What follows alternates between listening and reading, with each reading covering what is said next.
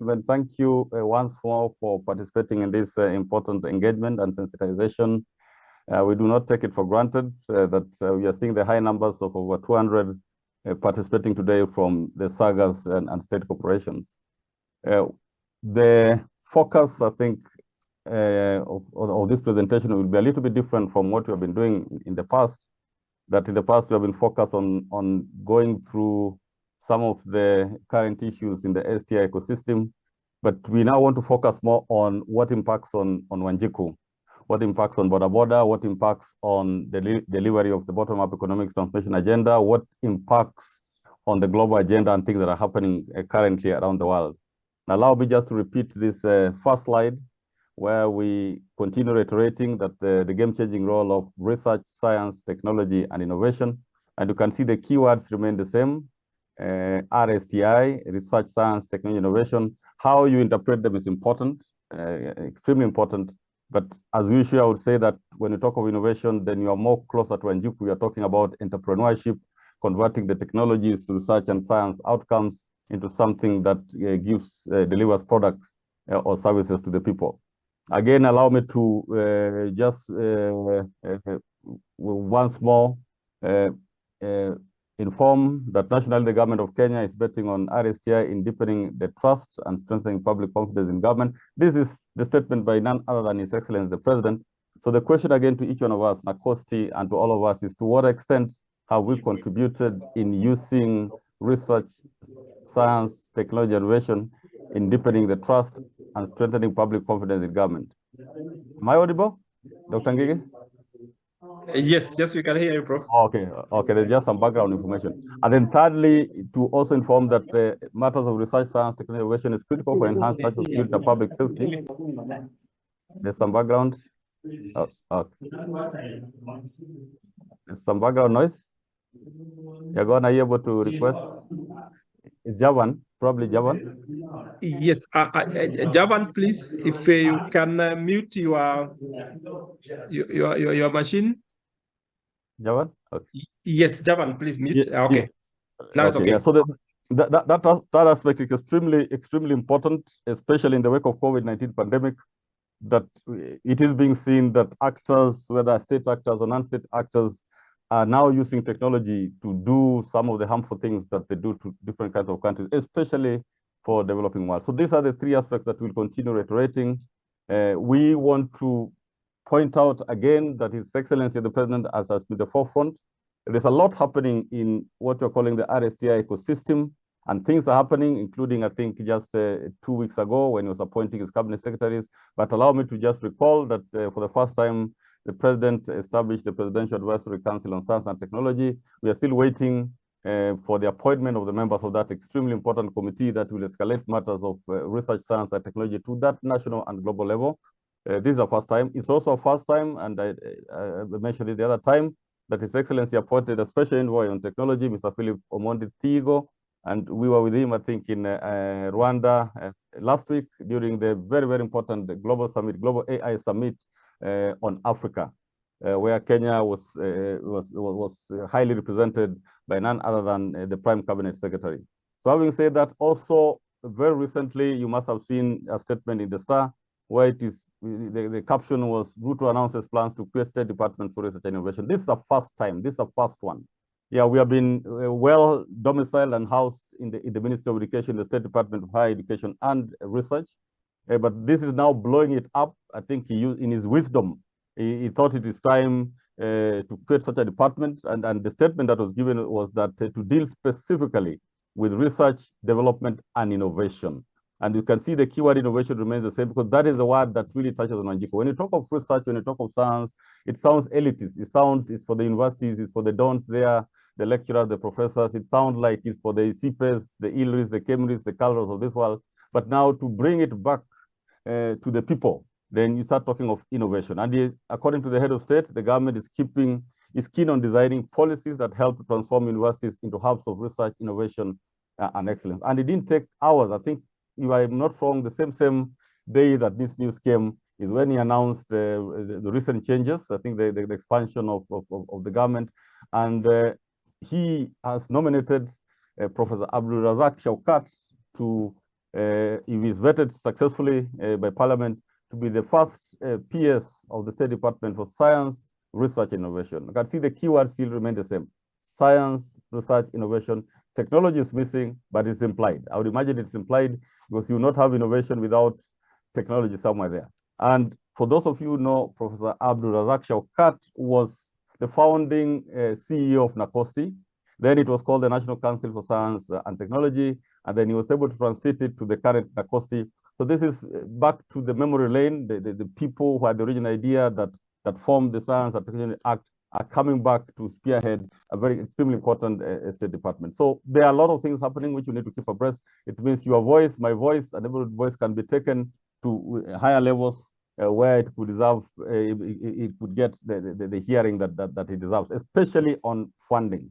Yeah, having said that, I think I'll skip some of the slides, but because of the words that keep on appearing, I just want to remind you, for those who have been there over the last 3 years when we launched this used to be my very first slide. Yes, how do you define research? How do you define science? How do you define technology? How do you define innovation? But in simple terms, I think for the purposes of our presentation, in the simple, you can say just research makes science, science makes technology, technology makes innovation. And innovation has one key, the main difference between technology and innovation, that innovation has the entrepreneur, the business angle, which is missing. A lot of research work has been done in this country, but it continues either lying in the shelves or is being poached outside, what you can call biopiracy or piracy of research findings. So the time has come where we need to focus more on the innovation side and not on the technology side, because a lot has been done. But how do we convert that to the benefit of our people? That is one of the key purposes of the STI mainstreaming target. Also allow me to present this again, especially for those who are there for the first time, that it is an ecosystem. It's a powerful whole of government ecosystem where we have 3 subsystems: the political, the governance, and regulatory subsystem, the education and research subsystem, and the business and industrial subsystem. The challenge is always that business and industrial subsystem, because that is what will be felt by the people of Kenya. The 50 million or over 50 million Kenyans will feel what is happening in the universities, in the research institution, or even the sagas. Will feel it when it ends up in the business and industrial system. So please, we reiterate, one of the functions of NACOSTI is to coordinate the entire ecosystem. And in the coordination is to ensure that nobody works as a silo. You might be a very good agency, you might be a very good State Department, but if you work alone, you will go just as far. At some point, you will need some other people to come. I think the entire world is converting to be program-based, so that you talk of programs rather than your specialty.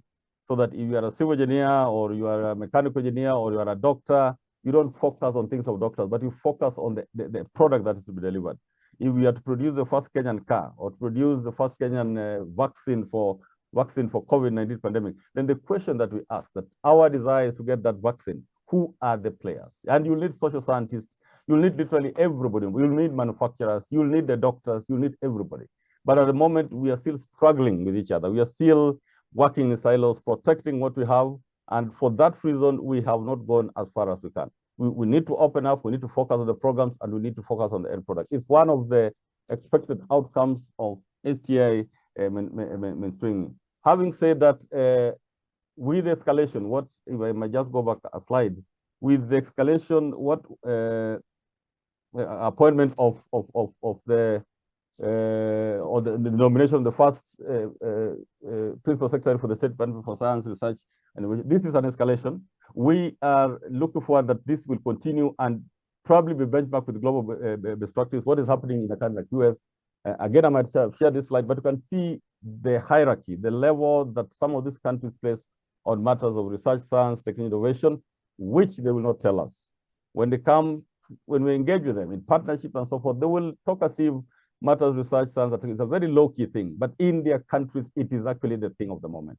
Whether you're talking about the military, whether you're talking about socioeconomic development, whether you're talking about health, we're talking about agriculture, they see all these things first and foremost as a national security issue.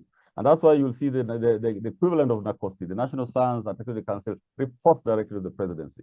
Then they have an Office of Science and Technology Policy, which in our State Department could be the Directorate of Research, Science and Technology, what we call the RST, which is in charge of policy, also reporting to the presidency. Then you'll see what has been established and is yet to be finalized, the Presidential Council of Advisors also reporting to the presidency. Now, below there, I will not waste time on this. I think I've said it before, but maybe for those for the first time. Below that, they are forcing the scientists, they are forcing the policymakers, they are forcing the military, the security sector to work together. It is compulsory. There's no option around it, because whatever happens for the security of the country is mostly science-based. The high technology level being used in modern engagement is technology. You could see what is the unfortunate incident in a place like Gaza. A lot of technologies at play, and in any wars, in Ukraine war, the same, a lot of technology. So this, the time when the security sector was working alone is gone, and probably for the first time you saw in the newspaper the head of the CDF and the head of NIS giving a public talk. The times where they would be secluded and working privacy is gone, because the publics are demanding for answers. The publics are demanding for accountability. And the same applies to all of us at NACOSTI and United States Corporation. So please think about this. For those of you who are in key decision making, shout it loud to your agency. Find out which are the agencies that you can work with, other state partners that you can work with to deliver on your mandate. It becomes easier when you bring others on board. And the same, in China, if you Google this is not my creation, you can Google it. You'll see that the State Steering Committee of Science, Technology, and Innovation reports to the State Council, which is chaired by the Premier, and then, of course, to the National People's Congress. And the same, many countries, Japan, the Council for Science, Technology, and Innovation is right inside the cabinet, the Prime Minister's office. You go to Singapore, the Research Innovation Enterprise Council reports directly to the Prime Minister's office. So they have escalated. Let us ask ourselves as Kenyans or as Africans, why are they escalating it? And why would they advise the same to a country? Because we are competitors. Yeah, nobody in this world, everybody's fighting for their own. They'll come for partnerships, but please let us be informed. For those of you who have attended the protective security training, nobody means well for anybody. Everybody is there on their own. They're struggling for their country. They're struggling for their people. So you don't expect free goodies. If there's a free goodie, you ask yourself, what is it that is in for them? And if you check closely, you'll find that there's a lot, much for them than they're giving you. Yes, ladies and gentlemen, I think our focus at this stage, and based on the advice that we got from the ministry in charge of performance contracting, is that we move away from processes and we get to impact of the people. So the question comes, how do you measure those impacts? How would we measure the contribution of NACOSTI or the society without us being subjective? Because every institution, when they're given a chance, they'll talk of the wonderful work they're doing. Yeah, well, NACOSTI will say we are doing this wonderfully. Another one will talk of we are doing this very wonderful. But the question is it documented in well-known whether rating systems or ranking systems? How do we measure our impact on towards the realization of bottom-up economic transformation agenda? Of course, one of the ways is the annual performance contract, but even that one you might find has quite some processes. And you can be number one just by processes. You did 10 policies, you did ABCD, but then when you ask Wanjiku, do you know this agency, which is number one? And they start wondering, we are not sure. So that is the question that you need to ask yourself, that you can be number one, but do the people know you? Do they feel you? Do they have the impact on that? So these are some of the issues that we need to address, and I think you're already addressing them in your annual work plan. What is your contribution toward the realization of bottom-up economic transformation agenda? That is the government's main top agenda. How do you contribute in enhancing Kenya's global competitiveness? Of course, that attracts partnerships, it attracts funding, it attracts joint initiatives like in the climate change and so many other things. Then, of course, one of the key challenges, the funding of RSTI and donor dominance. We lack the resources, especially in these difficult times globally. We lack the resources to maybe to fund RSTI effectively, and therefore donors are coming in. But then the other side, which we are asking, especially the sagas that are the Minister of Interior or are involved, the Minister of Foreign Affairs, what is the extent of donor dominance? This is a question which we have to interrogate now, where you'll find a scenario where we are getting things, but if you have the right agencies check what is the other side getting, they might be getting billions as you are getting thousands. We have situations where some NGOs would support 10 PhDs or 10 master's programs. Very wonderful, and you're excited, especially if you are one of the people who have been awarded those sponsorships, like a scholarship. But in the process, when you finish your PhD, you have given them the data to create an industry. You have come up with an extraordinary outcome which can make a vaccine. And if those of you who have heard the rumor about AstraZeneca, where it was made, it can tell you how do you compare a sponsorship for a PhD, which might be maybe 4 million or so, versus somebody who has come up from your work with a vaccine and is supplying the entire world. This is the question that we need to think. What's the donor dominance? And our agencies are going through a difficult time, especially the research, some of the research institutes that NACOSTI regulates, we find they have so many donor support. Some have 50 partners, others have 70 partners. The highest probably is 170, 180 partners in it. Then you ask them, and they're bringing 6 billion or 7 billion or 10 billion annually. Now, the question that we need to ask, where does that 10 billion go? Is it few of us or many of us? And then what are they getting in return? Who are these partners? Who are these partners? That's a question which STI Mainstreaming is supposed to answer for the agencies that focus on this. So moving forward, as I said, the title becomes on converts to the promise, unlocking the promise of social entrepreneurship, where, as you can see, whether it's the Gen Zs or the public, people are asking for outcomes. And they're not going to ask for outcomes in the mainstream government. Very soon, they're going to come to each of our agencies, where they come and camp at your agency or our agency and say, we have not seen your impact. We have checked your functions and you have not seen your impact. What will you do? What will I do as a CEO or as a board of that institution? That is probably what we need to awaken to. Are you doing what you're supposed to do, or did you shift your functions, or are you just relaxed? You are there, you are doing the same thing all the time. I hope I'm still audible. Dr. Ngigi, I like asking this question. Yes, you're audible. Excellent. So that element, the word social entrepreneurship, what is the impact? Yeah. And you may have seen or not have seen, but some of you may be involved in current mergers. And you can see in that report, in that dispatch that came from the cabinet, there were others to be dissolved. There were others to be taken back to the parent ministry. There were others to be merged. What informed that decision? In many cases, about impact. And you may be aware, if you're involved in that, I'm aware of boards of state corporations seeking higher up officers to plead their case. You know, we are very good. Kenya cannot do without us.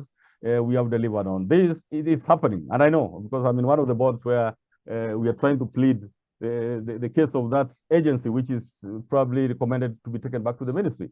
And the staff are worried and so forth and so forth. What could have informed, what I would ask, what could have informed that kind of decision? Most likely is the impact. And somebody somewhere is measuring it. It could be our National Treasury. It could be other agencies that will come and measure what is the impact of NACOSTI, what is the impact of ABCD, what is the impact of SAGA, so and so forth.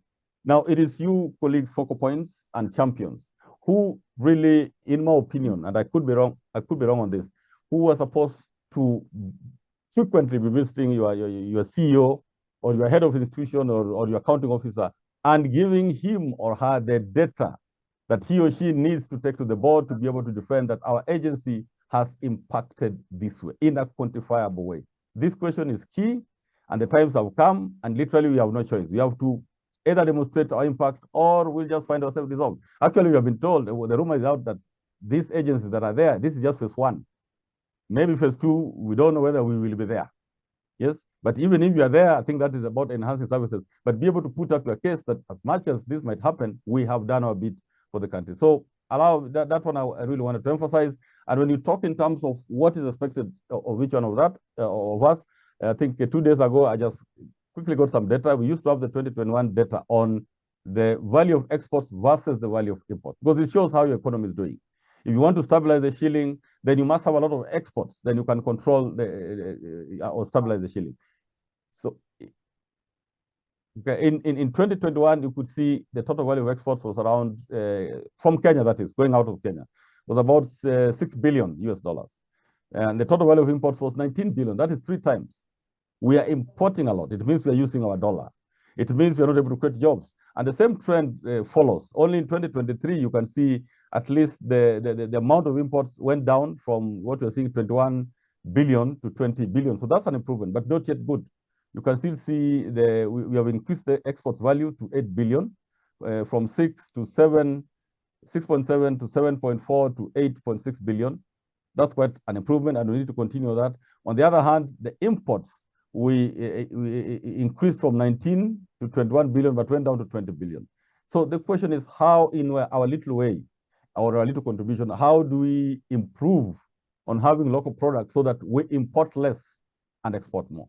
That affects us. And you can see Kenya's main exports include tea, cut flowers, coffee, fish, horticulture products. The imports consist of machinery. That's about RSTI. Transport equipment, that's about RSTI. Petroleum, yeah, that's about RSTI. Ions, steel, resins, and plastics, that's about RSTI.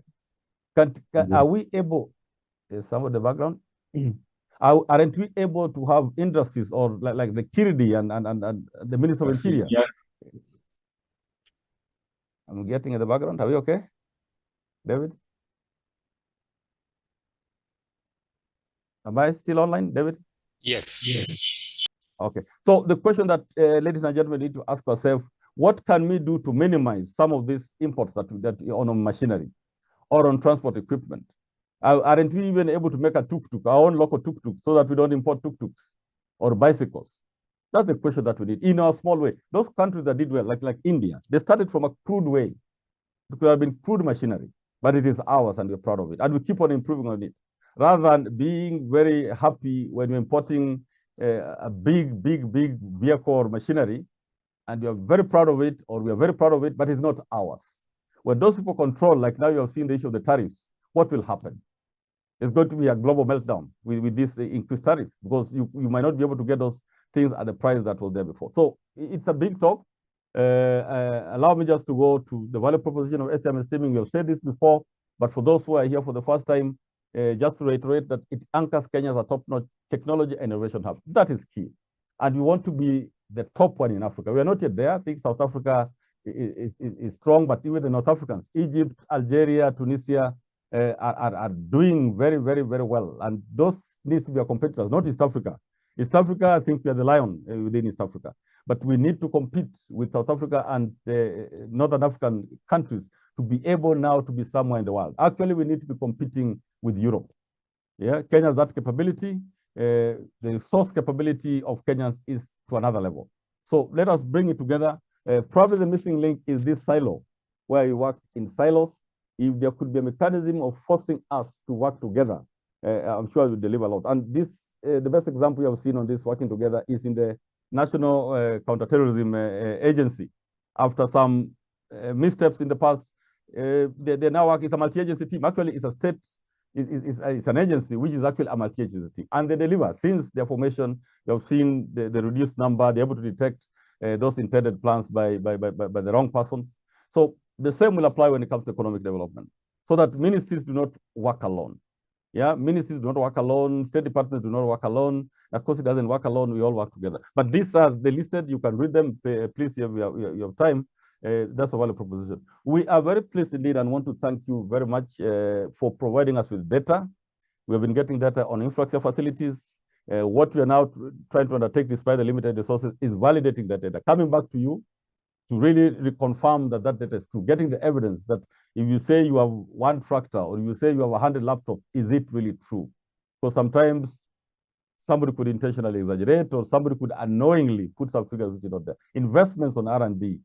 Again, we have been getting that expertise and workforce and output. This information is now helping probably other agencies or other key decision makers on the work. We know we are relaying this to our parent ministry. It's one of the areas now they want to use this data to advise on other arms of government. So we really thank you for your efforts in this. Where you feel you do not understand how the tables are, feel free to ask our team. There's some tables that ask for 1 year data, like how much have you spent on R&D in the last financial year, or in this quarter. Yes, it's normally cumulative. So if we, like now we in the third quarter, we'll be asking how much have you spent on R&D in the first, second, and third quarter cumulatively. The others where we ask for the last 5 years. The others where we ask for the last 20 years. Like patents are alive for 20 years. So we'll never ask you how many patents have you done in this quarter. Whatever you give us is what amount of patents do you have to date. So if last quarter you had 5 and you have added 2, we want the number 7. So how to report becomes extremely important. There's quite some improvement on this, and I think our team will talk on that. The other, and I think the gist of this my presentation was to highlight on that there are several globally recognized indices. We like creating sometimes our own standards. And I've seen this probably happen mostly in the universities, where we create our own standards, and by our own standards, we do very well. And I remember there are times when we used to visit what we are calling the Africa Centers of Excellence, being funded by the World Bank. And they'll make very good presentations. We have this, we have improved this, we have innovated this, we have done that. But then when you ask them, how has your efforts contributed to Kenya's Global Innovation Index? How have your efforts contributed to Kenya's ICT ranking? How have your efforts contributed to SDG index? And it's like nobody knows. Yes, rankings are key. It makes you, first of all, it creates objectivity. It removes the presentation from you. Like if as NACOSTI, we are to present ourselves, of course, we will say very good things about ourselves. But is that information out there? Do we have an independent assessor to be able to assess us? Do we have an independent auditor, the way we have auditors for financial statements? Yes. So these are some of the well-known, I think the others are numerous. We are asking ourselves, please find out what fits you. Like if you talk of the SDG index, you expect the agencies that are in the Ministry of Environment to really feature there strongly. What is your contribution? Because this is where now you are the lead role. If you're talking of the Smart City Index, then you talk of maybe the Ministry of Industry to be at the lead. What is your contribution to getting Nairobi to be among the top smart cities in the world? If you're talking about Human Development Index, then the Ministry of Labor should pick up. So there's something for everybody. And it is easier to communicate, especially in these times of mergers. The moment you portray the data speaks for itself. You don't even have to seek high authorities to put your case. You'll be able just to simply say that we did ABCD and Kenya became like this. We did ABCD and this happened. We did ABCD and these billions of shillings came into the country. So somebody who's fair will listen to you. But when you have to struggle to explain your role and your work and your contribution to the Kenyan people, then there we have a problem. So please find out what fits you and work with the team to see what is your contribution to that. And one of the areas is in, I shared this before, in last year's Global Innovation Index, Kenya moved from number 100 to number 96, thanks to some of the data that you gave us on R&D. You look at the metrics which are there in the Global Innovation Index, literally every ministry, every department, every state corporation fits in here. You can see there's a sub-index on market sophistication. That might not be RSTI as such, but talks of finance for startups and scale-ups. Yeah, you look at that 4.11, that data is not there, not applicable. It means that data is not there, and yet Kenya is doing very well on startups.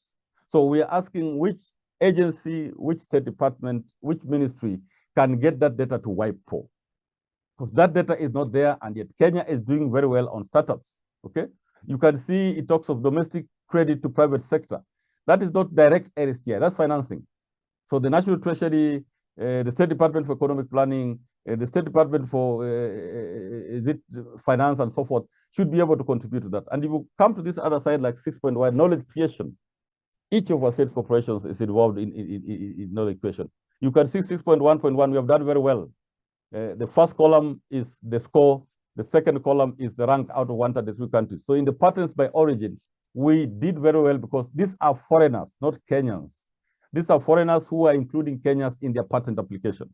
Yeah, so that whatever they get as a patent is also approved or operational in Kenya.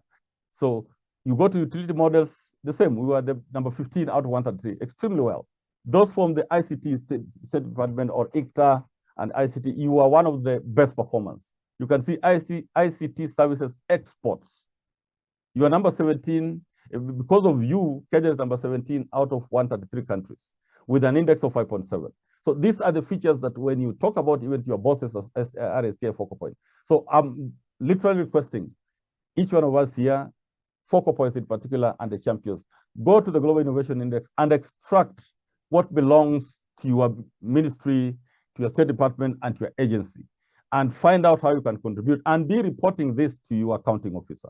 That we found since we did ABCT, we are seeing Kenya's ICT services exports have improved. You are seeing high-tech exports, we are doing badly. We are number 1 or 2 out of 133, so that's not so good.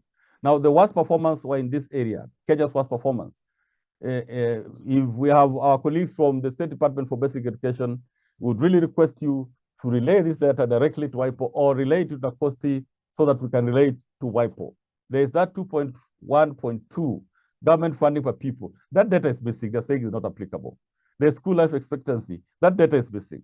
So Dr. Ngiga, I'll really request you to get in touch with the relevant focal points to get this data. It is there. In fact, if you Google, you'll find that data is there. It's only that it's not either formally communicated or availed in the internet for these people to pick it up. And for that reason, Kenya is scoring 0, 0, 0. Yeah, pupil-teacher ratio in secondary, we know that. But you can see we are doing very badly. It's like we're number 122 out of 133. Probably the data is old, what we have there. So help us on this data for the Global Innovation Index, which is a tool which is being used by countries to compete.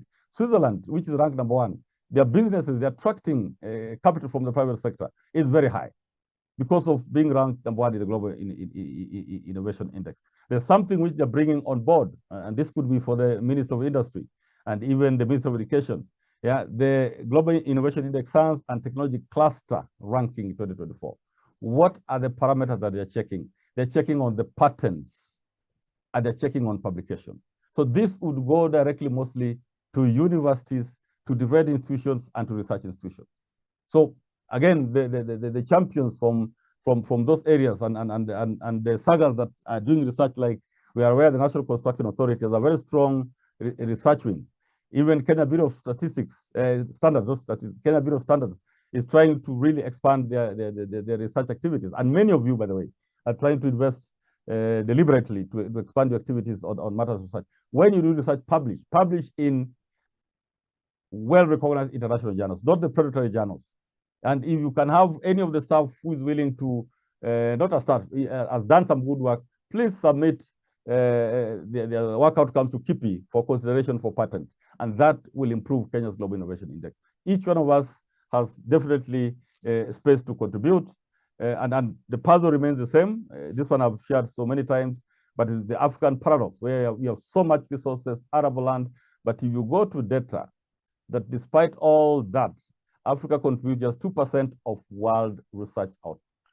The most shocking one is Africa produces 0.1% of all patents. A patent is so key. A patent gives you ownership. It gives you 20 years to keep on producing what you came up with without somebody interfering. But what is happening now in our country, and it has been detected by other arms of government, is that our youth are coming up with new ideas. They win awards in the first year. The following year, somebody has taken that. They come up with another new invention. So we keep on coming with new invention because we're not protecting them. But those people are patenting seriously. Now, this matter was talked about by the Director General of the National Intelligence Service in his lecture, in his public lecture the other day, that what could be the implication? Is it that we don't have research outputs? That is not true. We have research outputs, but somebody has put a doorway or a pathway or a bridge where, as you and me produce those research outputs, they're taking them to their countries, converting them to their technology. And in return, they give you scholarships, they give you some research fund, and so forth. And you'll be shocked to see when some of our top research institutions, I just wanted to get that slide on, yeah, this one. This is now the elephant in the room, the elephant in what is in Kenya's RSTI sector. That you have only 55 patents in our Kenyan institution. This was gleaned from KIPI, so this is not NACOSI data. And you can go and counter check, because some sagas are claiming we have more than this. Go to KIPI, because what you could be having are patent applications. And you also want to shout loud, probably on behalf of KIPI, that a number of state corporations, universities, and research institutions have applied for patent, but you do not follow up.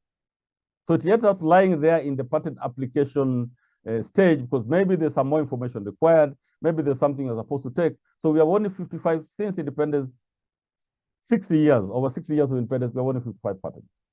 That is a shocker. And you look at our great institutions, look at Calro, I hope they are there. Look at Kiridi, great institution, that they have only 4 patents since independence. Calro was established for independence. So this is a question which I think Calro is working on now. I think even them, they got shocked. But because we were not checking the data, we were shouting loud how good we are. And indeed, you go to Calro, great work is happening. Kiridi, great work is happening. And literally all the other agencies, great work is happening. But it is not converting into money or jobs for Kenyans. When you have patents and you commercialize those or monetize those patents, they are jobs for people, There's money, the economy is doing well. But if you have done great innovations for display, like the way we go to the annual Nairobi International Exhibition, and you see great display of technology, great display of technology. The university that I come from, they always become number one. But after the show, they take back those innovations back to the store and lock them until the next exhibition. That's exactly what we have been doing. And that's exactly what maybe these other institutions are doing. But you are not able to convert, if you're not able to convert that patent to monetize it, then again, it has no value. It becomes a museum.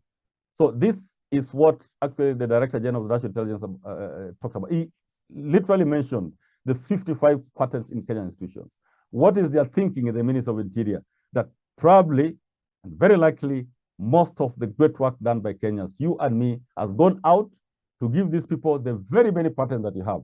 So I've just gone to the next slide. Just like Kenyan residents have only 139 patents for the entire year. So we have 55 in public or institutions, and then maybe another 60 or that's around 80 by individuals who are there. But if you look at the other table, the table it's on my right, I don't know whether it's on your right, a country like China, yes, was able to make 1.464 million applications in 1 year. In 1 year, applications. In the US, they're able to make 252,000 applications in a year. Those applications, and in many cases, they'll get 50% approval. So in a year, it's like China has around 700,000 patents approved. And you can talk of maybe just 10 years. It means they have 700,000 patents compared to Kenya's 55 patents since independence. Why are China, US, Japan, and all those countries very keen on patents? Why is it that when you collaborate with them, because I'm sure you've been collaborating with them, either on research or something, they will never tell you to get patents. They'll fund your master's, fund your PhD, fund your research, collaborative research. But at the end of the day, they'll patent, but you and me probably would have gotten maybe per diems to travel abroad, presentations abroad, and so forth, and we're happy. But them, they're patenting it. This is a big national issue. It's a big national concern. We don't have answers on acoustic. We can only shout loud, but we need your help. Maybe in the discussion, one of the things you could tell us is, how do we move into this? There could be limited resources, but that cannot stop us from, that cannot be the reason to allow someone to pick up our knowledge. If you're sponsoring your research work, then there's what is called joint application for patents. Let us have joint application, and it should be the precondition for all MOUs. That fine, you're funding me, but whatever we get out of this, we will jointly co-own. Maybe you'll have 60% and I'll 40%. But for now, it's like everything is just going.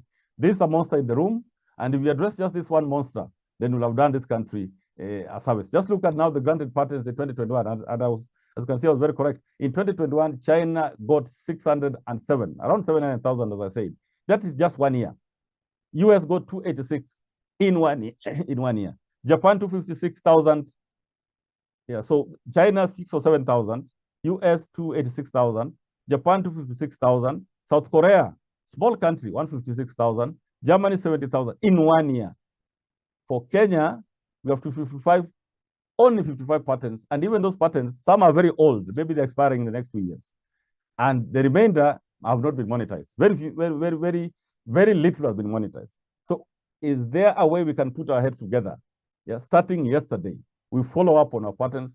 We go back, we'll be speaking to research institutes and universities on Friday. If we go back and just make sure that anything that we can submit, you lose nothing by applying.